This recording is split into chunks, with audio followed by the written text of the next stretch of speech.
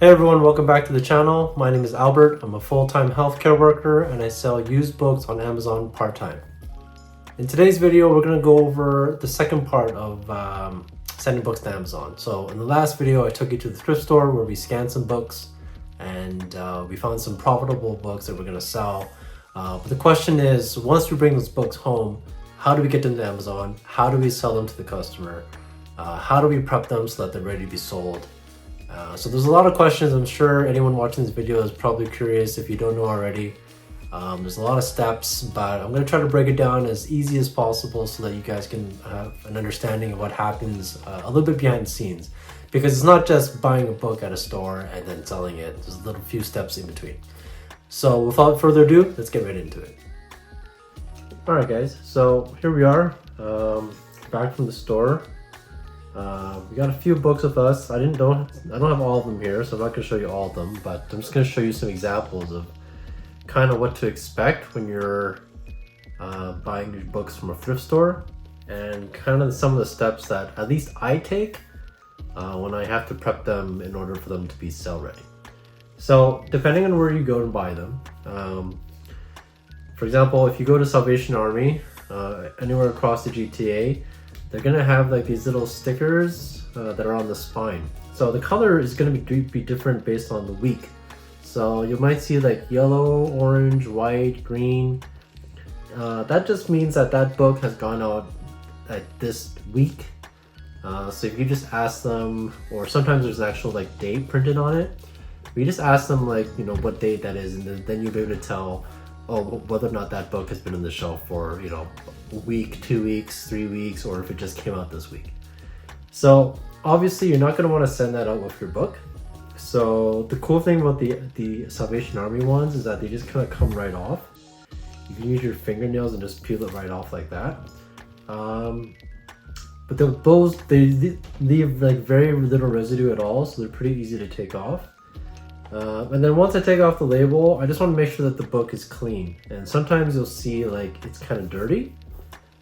So what I'll do is I'll take a little alcohol swab that I have, and I'll just give it a nice, like, let's see how I find the this dirty spot. I'll just rub off the dirt like that, clean it up, make it look nice, and then I'll use like paper towel or a piece of tissue, and I'll just dry off the alcohol because I don't want that like liquid to soak in at all into the pages, because what you don't want is you don't want some water damage on your books. So once I see that it's clean, another thing I'm going to do is, and this is something you should be doing at the store before you even leave, is that you're going to flip through the book to make sure that, you know, there's no ripped pages. You're going to do, what you're looking for is water damage, any stains. You're also looking for any writing or highlighting, especially if it's like a textbook or something. Or sometimes you'll see novels, people will circle something, or so that you're just making sure that to find out what condition the book is in. You know, before you leave the store is your only chance to make sure that the book is going to be able to sell in a good condition. So sometimes when I'm buying a book, I'll scan it and it looks pretty good. But then the moment I start like flipping through the pages, I'll see, oh, there's a huge water stain or like water damage on some of the pages. It's just harder to sell. So like that's, for me, it's like it's a no, and I'll just put it back and I'll move on to the next one. Okay, so that's like Salvation Army, just a little thing on the side, you take that off. Some places, if you go to, like, for example, Value Village, they have a larger tag. It has like a barcode with their price on it. Value Village books, way more expensive than Salvation Army. They range anywhere from like $2 to $3, $4, all the way up to $9, $10, depending on the book. So for sure, someone working at Value Village is checking the book, and they're not just blindly selling it. So unfortunately, as a reseller, that's not good for us, because that means our costs are going to be higher. But if you're scanning the books properly and you're putting the correct amount of like cost of the book when you're scanning, and it still shows profit, then at the end of the day, you're still making money. So not that big of a deal. But anyways, so in order to take off the label, especially these big ones, there's three ways of doing it. Number one is you can use your nail, which is not very good. Another way I found is you just have one of those small paring knives like this, and you can just kind of run up the corner and just peel it off, and it just comes right off like that. Okay. The third method is these are called Scotty peelers, and they're pretty popular amongst resellers, especially on Amazon. You can buy it on Amazon, ironically enough. And it works just like the paring knife, where you just slide it under it and it just lifts up the label, and you're able to lift it up off like that and peel it off the book. Sometimes there's going to be glue residue off the label that's going to be left over on the book, and you don't want to send it in like that, because the last thing you want is for someone to complain that there's some icky stuff on the book. So after you take off the label like so, you're going to try to remove it to the best of your ability. Alcohol doesn't really work very much with the sticky stuff. It does work for like dirt and just general grime, but when it comes to that glue residue from the labels, the only really thing you can use, at least that's commercially available for us, is Glue Gun. So you can pick this up anywhere, like Canadian Tire, Walmart, like pretty much any I think hardware stores are gonna have that, general stores. You're gonna put this and you're gonna dab a little bit on like a piece of tissue or something, and you're not going to drown it, because you don't want, obviously, like I said, you don't want to inflict any liquid damage on the book, but you're just gonna put enough where you can rub off some of that glue. So I'm just gonna take it like this, and I'm just gonna rub gently like that, and eventually the chemicals from the Glue Gun will melt the glue, but keep the product safe, which is really cool. And then you just kind of dry it off with the other side, or you can get another piece of tissue, you can dry it off. And now there's no more residue on that, and that's good to go. So all you're trying to do is you're trying to remove the evidence of labels, or that it was previously sold somewhere else, and you're just trying to make it a little bit more as close to new as possible, although we are focusing on used books, but we're trying to make the product as good as possible, right? Like I said before in my other video, you try to put yourself in the customer's views, and like if you receive a book that's dirty, or it's got all this like junk all over it, like you're not going to be happy. Chances are you're going to return it, and then that's just like a failed sale. So what I like to do, like I said, is I like to make sure my books are clean. For the most part, especially where you get them, they're pretty clean already. The only thing you got to make sure to check for, like I said, is you got to go through and make sure that, you know, there's no crazy stuff. You know what I mean? Like no crazy bent pages. Sometimes you'll see dog ears. Dog ears is a term for when the page is the corner is folded. Sometimes people do that to mark a page. Sometimes you'll find dog ears. Those are not a big deal. You can just kind of fold them back and try to make them as straight as possible. But what you're, like I said, what you're really looking for is like damage to the book, like heavy water damage, lots of stains, some torn pages, torn spine, like the bindings coming off, stuff like that. Those you typically want to stay away from, because I mean, you could do your best to add that to the note, to the listing, so that people are aware of what they're buying. But at the end of the day, if someone's not happy with it, they're not going to be happy with it, and then they're just going to send it back, and that's a refund. So what I like to do is go through the book, make sure it's clean. Like I said, for the most part, they're pretty good. The stores are pretty good at not selling really nasty books. So they'll, like the ones that come in for donations, if they're really gross, they'll just like recycle them. But like I said, for the most part, they're pretty good. So you just want to make sure, do your due diligence, go through the pages. Sometimes you'll find like really odd knickknacks within the pages, which I find pretty interesting. Like you'll find like pictures of people left inside, notes. I found a high school ID card from one of the local high schools here, back from like 10 years ago. I found an old picture of someone in a book, from a book that I actually got free from someone. They were giving away their books, and I went to pick them up. I reached out to the owner. I was like, "Oh, hey, I have this picture," and they're like, "Oh, don't worry about it. It's an old friend. You can toss it." So sometimes you'll find stuff within the books, which is, you know, kind of interesting. But just make sure you're just like going through the book and you're cleaning it, and it's like it's good to go, and it's a final product. Okay, so I will do that for every book that I get. I'll do like a preliminary check. I shouldn't say it's a preliminary check. It's like a secondary check after the initial check at the store. But once I'm home, I'm gonna go through all the books, and make sure they're all good to go. And once they're like good and like they're clean and they're set, then the next step comes and start labeling them and getting them with barcodes and then getting them ready to sell. Okay, so we're gonna look into that next. All right, guys, we're back. So now we're gonna talk about what happens after we clean the books. So first step was we went over and we picked up our books. We bought our books from the thrift store or wherever we got them, and then I brought them home, inspected them, cleaned them if they had to be cleaned, and prepped them so that they were in suitable condition to be sold to a customer. Now, after that is we had to go in and barcode them so that Amazon is able to scan them when they're selling the book. So the model is, and I think this is the first time I'm talking about it, is what we do is we buy books used, and then we send them into Amazon.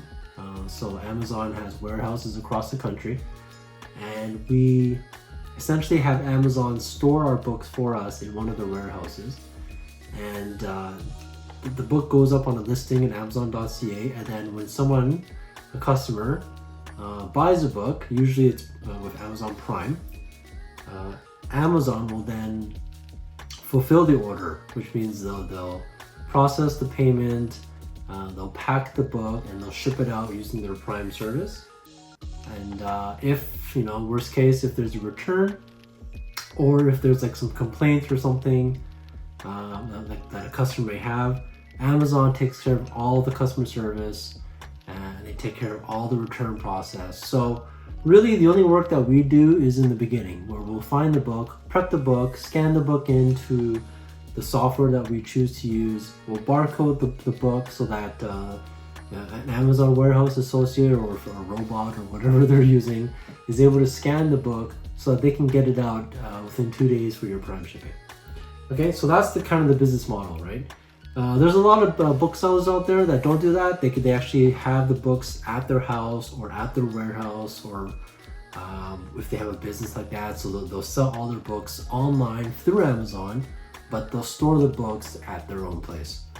So, I mean, that's not what we're doing. Like, I don't know about you, but I don't have that much space to carry that many books. Plus, I work full-time during the day, so the last thing I want to do is to spend every day prepping orders to be shipped out to customers.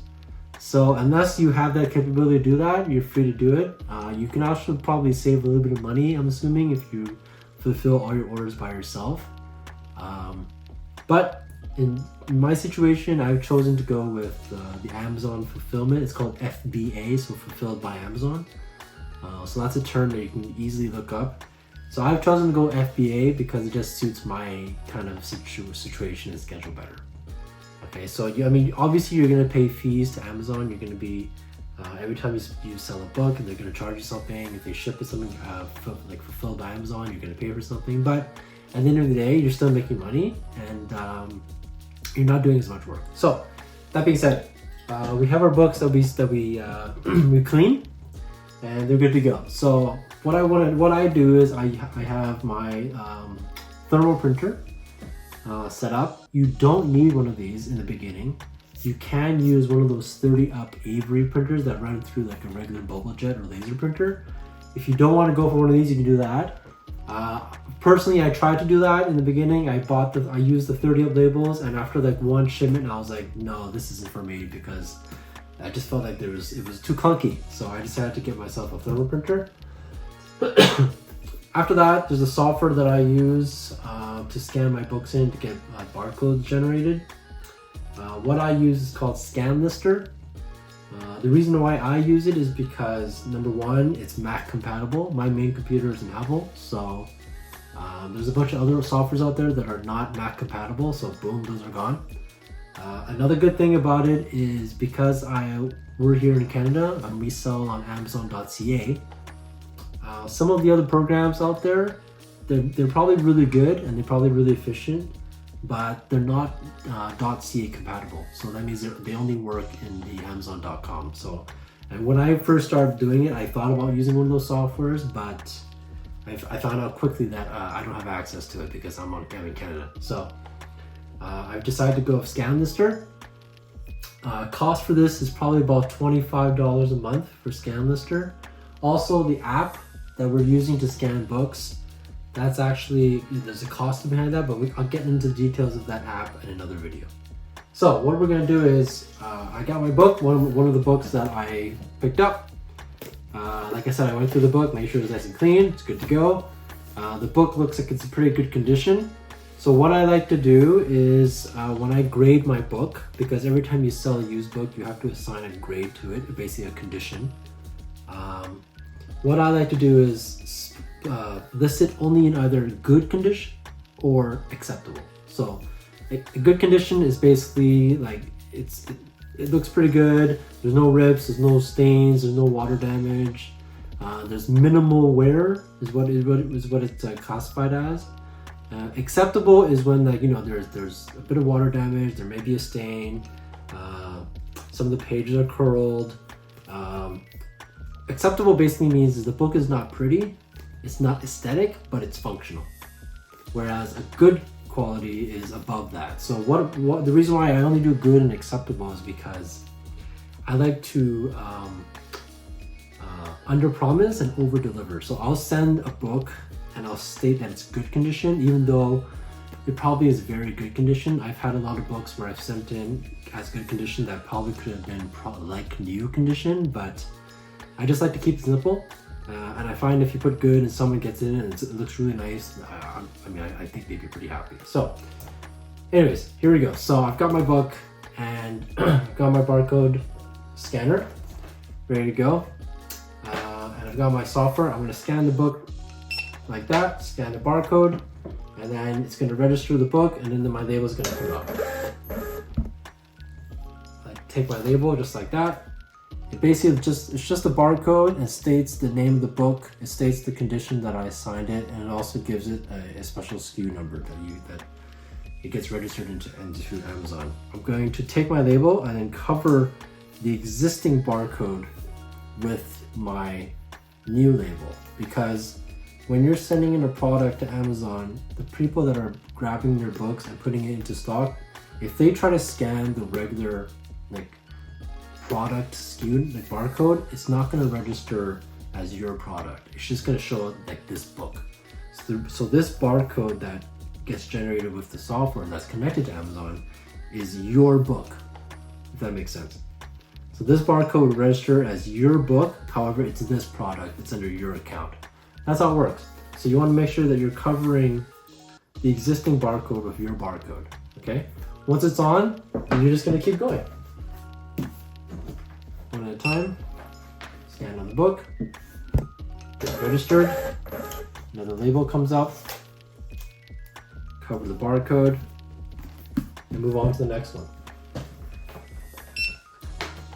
And you're just going to keep doing this until you've gone through your entire catalog. Basically, every single book that you have, you're going to go through one at a time. And you're going to grab the barcode, cover it, just like that. So sometimes you may come across a situation where you can cover the barcode, but you can't cover the MSRP, which is the suggested retail price. That's okay. Don't worry about that, because sometimes books sell for more than that. Like I said, it's a suggested retail price, so that's not like, a customer is not going to be upset if it says $19.95 retail price, but they actually paid $25. It happens all the time, so don't really worry about it. If you can cover both, that's the best, but if you can only cover the barcode and the price is still there, don't worry about it. Not a big deal. Okay, so we've cleaned our books, prepped them, scanned them, added our Amazon FBA labels to them. After we get those labels, what we do is we pack them up in a box. Typically, you don't want to pass more than 50 pounds, because if you go over 50 pounds, Amazon will charge you extra fees. And you'll just pack up as many books into a box as you can. If you need multiple boxes, you can just use multiple boxes. And then those boxes will be sent to Amazon through their system. Amazon will give you a prepaid shipping label with UPS. It's really cheap, so don't worry about it. They have a partner of UPS, so you still have to pay out, unfortunately. What I've noticed is that the books come up to about between 30 and 50 cents per book just to send it into Amazon. So you're not even talking about like the selling fees yet. This is just to get the book to Amazon, right? So you've bought the book for I don't know, let's say $2 for a paperback at Salvation Army. What I like to do is when I'm scanning the books, I like to add that 50 cents to the scan so that I'm covering that cost. So I'll actually put $2.50 instead of $2 when I'm scanning a book. You send the books to Amazon. It takes about a week to get there, depending on where it's going. They have centers across Canada. And then it takes about another week after that for them to actually process it and get them into their system and make them Prime eligible. So you can say like after you send in some books, you can wait about 2 weeks, and once after 2 weeks passes, the books are ready to be sold, and that's when you have an active listing. All right, guys, I hope you learned a lot from that video. Like I said, there's a lot of steps that goes into preparing the books and getting them ready for Amazon to be bought. In future videos, I can go into further detail about all those other steps, especially what app I use, the software that we use to scan the books, exactly how do you start an Amazon account, and some other details that we could learn along the way. But until then, like I said, I hope you enjoyed the video. If you haven't already, please hit a like. If you can hit that subscribe, that'd be even better. And until the next video, happy reading. Catch you in the next one.